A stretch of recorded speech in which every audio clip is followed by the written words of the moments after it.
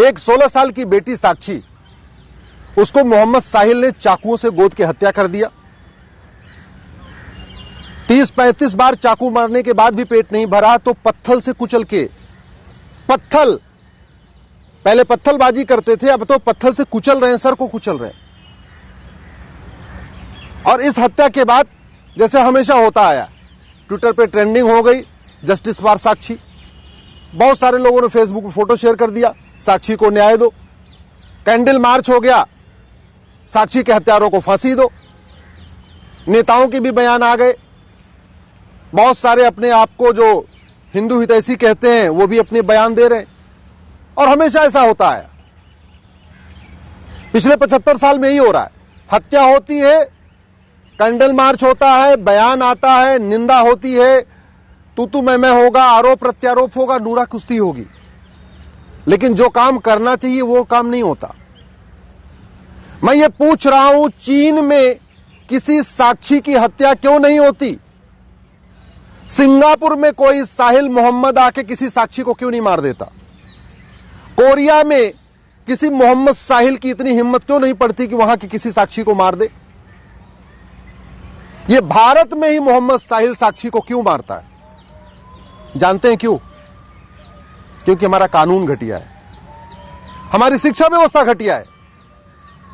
जब तक यह अल्पसंख्यक बहुसंख्यक का खेल खत्म नहीं होगा, तब तक मोहम्मद साहिल साक्षी को मारता रहेगा।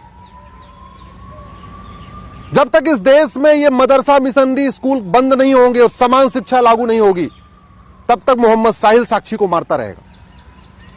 जब तक इस देश में सारे पर्सनल लॉ खत्म नहीं होंगे, सबके लिए एक समान नागरिक संहिता नहीं बनेगी, तब तक कोई न कोई एक मोहम्मद साहिल किसी एक साक्षी को मारता रहेगा।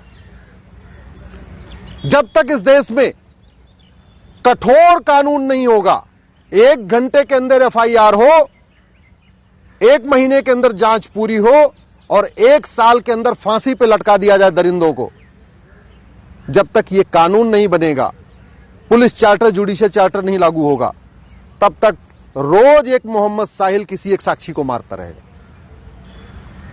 इसलिए मैं बार बार कहता हूं, तू मैं करने, निंदा करने, आरोप प्रत्यारोप करने, कैंडल मार्च करने, ट्विटर ट्रेंडिंग करने, फेसबुक पे लिखने,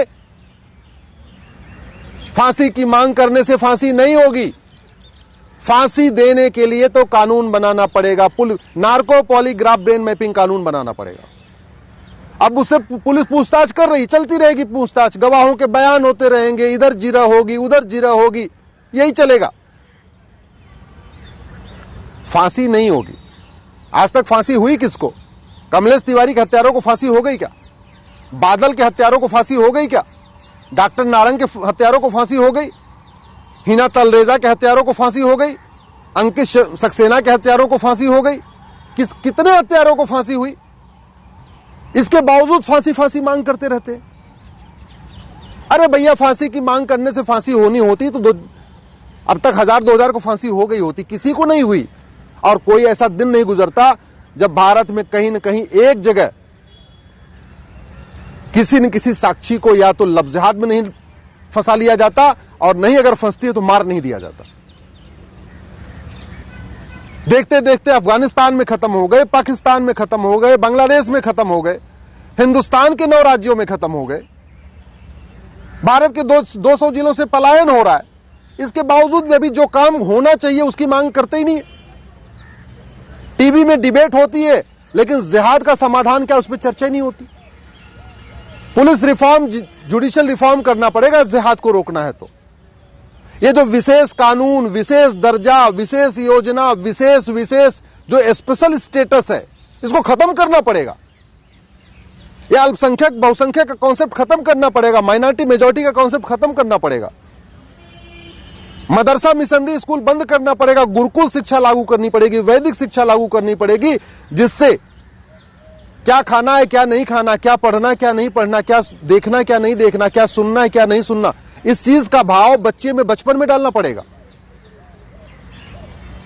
ये पर्सनल लॉ खत्म करके समान नागरिक संहिता लागू करना पड़ेगा, तब जाके सबके बीच में प्रेम बढ़ेगा।